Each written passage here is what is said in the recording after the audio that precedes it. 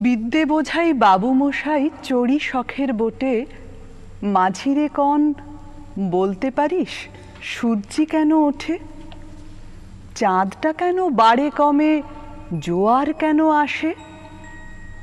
বৃদ্ধ মাঝি অবাক হয়ে ফেলফেলিয়ে হাসে।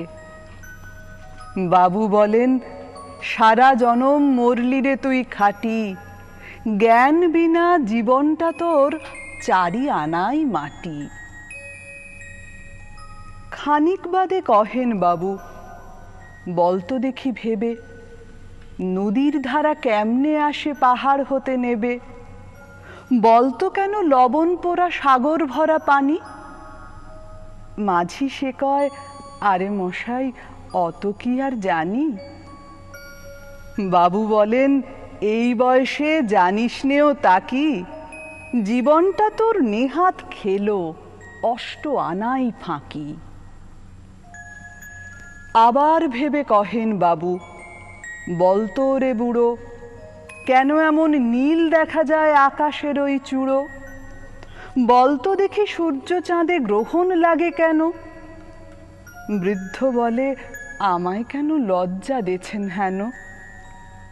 বাবু বলেন, বলবো কি আর, বলবো তোরে কিতা, দেখছি এখন জীবনটা তোর 12 আনাই বৃথা।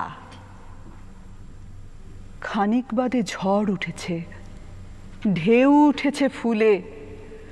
বাবু দেখেন নৌকোখানি ডুবলো বুঝি দুলে।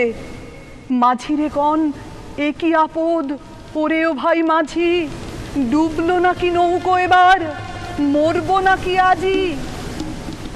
মাঝি শুধায়, সাঁতার জানো? মাথা নাড়েন বাবু। মূর্খ মাঝি বলে, মশাই এখন কেন কাবু, বাঁচলে শেষে আমার কথা হিসেব করো পিছে।